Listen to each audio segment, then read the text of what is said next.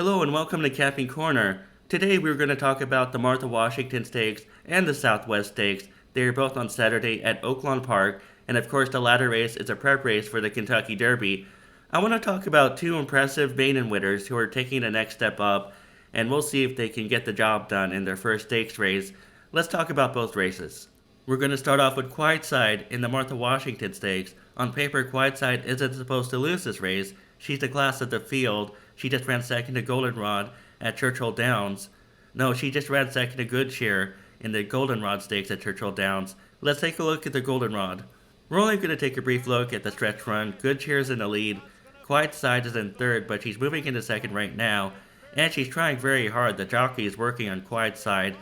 And she's going to draw clear of the third place filly. But she can't quite get to Good Cheer, which is fine. I think Good Cheer is a great filly. I think she's one of the top 3 fillies in the country. So the fact that Quietside can't get to her is fine. My concern is the price. I think that Quietside will be even money, or maybe even below even money, because there's only 6 fillies in this race. And I wonder if that's the right price to take, because anything can happen in a short field. Sometimes jockey strategy changes and things get strange. I think that Quietside will be a very short price, but she does have the best chance to win this race. Let's talk about another filly called Goels Delight. We just talked about Goels Delight in my previous video on the Silver Bullet Day Stakes. I liked her because she won her maiden race easily by 5.5 lengths in a rout, and we could take a look at that race really quick. Again, I apologize for the bad video quality. Goels Delight is on the outside. She's about, she's in the middle of the track. She's about 4 wide, and she's taking the lead right now, and she's moving pretty easily. I don't think the jockey is working on her too hard. That's the impressive part. I don't think anything was behind her in this race, but I think that the fact that she's drawing clear on her own power in her first career start in a route race is a good sign. And she's an expensive filly of $150K, so I know there are high expectations for this filly, and I don't think she would be in this race off a maiden win if Ken McPeak didn't believe in her. So I think she's going to have a good trip sitting off the leader. She has tactical speed, and maybe she can at least make Quietside sweat a little bit, if not win. I'm going to pick Goels Delight. I'm going to take a swing, and I'm going to pick her to win, and maybe she can win at a price. I want to talk about another daughter of Practical Joke, Her Laugh, who just won the Intappable Stakes at Fairgrounds on December 21. She had a comfortable lead that day. She had comfortable fractions, 24, 49, 113. However, I have to respect the fact that she won the race, and she won by 2.5 lengths over Golden Gamble with California Sunset in third. I know she had a comfortable lead, but I still respect the fact that she won the race and that she has speed, and I have to make her my third choice in this race and give her a small chance to win. So if you're looking for a reason to go against both Goels Delight and Quietside, Her Laugh, if she gets the right trip, could be loose on the lead if the outside filly doesn't bother her. And I'm not going to bet Her Laugh, but I recognize she has a small chance. Again, I'm going to take a swing with Goels Delight. I think she's going to get a good trip, and the price might be right. I would take 9-2 or higher. And Quietside is the best filly in this race, but the odds will be extremely low.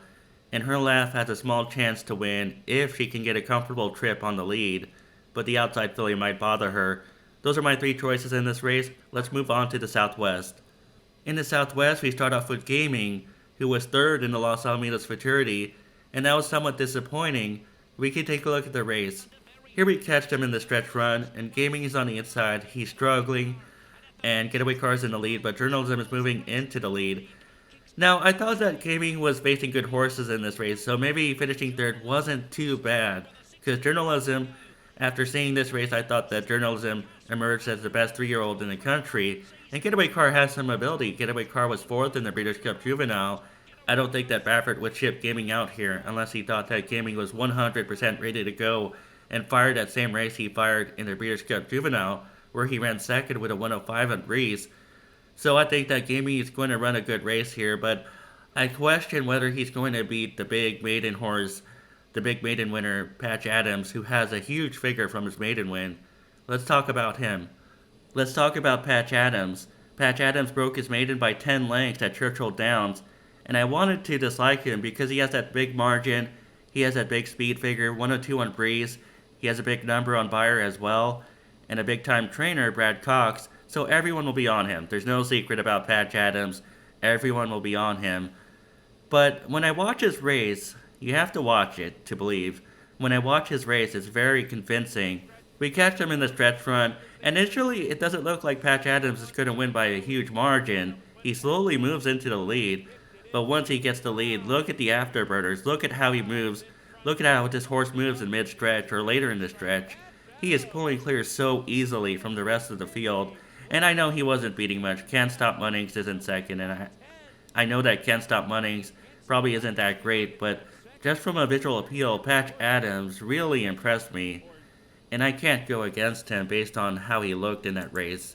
So I'm going to pick him on top. I know the value won't be great, but I can't go against Patch Adams. I think he will like the two-turn route. Let's take a look at his pedigree really quick. You see on his bottom side, Well Dressed. That's a very familiar name to me. Well Dressed is the dam of Well Armed, who won the Dubai World Cup one year. So I think there's plenty of route blood on his bottom side. And Into Mischief is on top, that's fine too. I think when Into Mischief is paired with a dam who has a lot of stamina, then that creates a router. I think that whoever you pair Into Mischief is what the progeny will become. So I'm going to pick Patch Adams on top. I know the value won't be great, but I can't go against him after watching his maiden win. And we're going to talk about two more horses. Let's talk about Publisher. Publisher was second in that December 29 maiden race won by American Promise. Why wouldn't I take American Promise from that race? Well, American Promise has speed, so American Promise might be compromised in this race with Patch Adams and Speed King lined up in this race. And Publisher has a stalking mid-pack style, so I think that Publisher will be in the right position. I don't know if Publisher is good enough to win this race, but I think that the public will ignore him because he's a maiden and because he lost to American Promise, who is in this race. So I feel like if the public is going to take any horse from that December 29 race, it's going to be American Promise.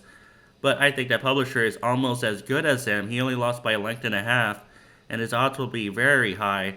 Well, maybe not very high, but I think he'll be a good price, maybe 20 or 30 to 1.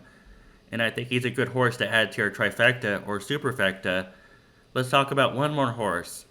Now, Sandman probably isn't good enough to win this race, but I do like the fact that he won his last start on this course on December 13. He got back on the winning track. I know he didn't beat much in that race, Big Boat, Calling Card. Calling Card did not run well last week. But I still like the fact that Sandman got back on the winning track. He overcame a 48.5 in that race as a mid-pack horse. And I do like the fact that Sandman has stakes experience as well. He ran in the Street Scent Stakes, and he ran in the Iroquois Stakes. He was only third in the Street Scent and fifth in the Iroquois. But still, he has that stakes experience, and maybe he could pick off some tired horses towards the end of this race and hit the trifecta or superfecta at a big price. Sandman would be a good horse to use underneath. Like I said, normally I don't like these big margin maiden winners with all the hype behind them because the value usually isn't there. But after watching Patch Adams maiden win, I just can't go against him. Patch Adams on top for me, Gaming second, and underneath will be Publisher and Sandman. I think they could both pick off tired horses towards the end. But Patch Adams, he's probably going to emerge as a major player after this race. And hopefully I don't get burned again by a big maiden winner who doesn't deliver, but I think this horse will deliver. Thanks for listening to my analysis of the Martha Washington and Southwest Stakes. I'll see you guys soon.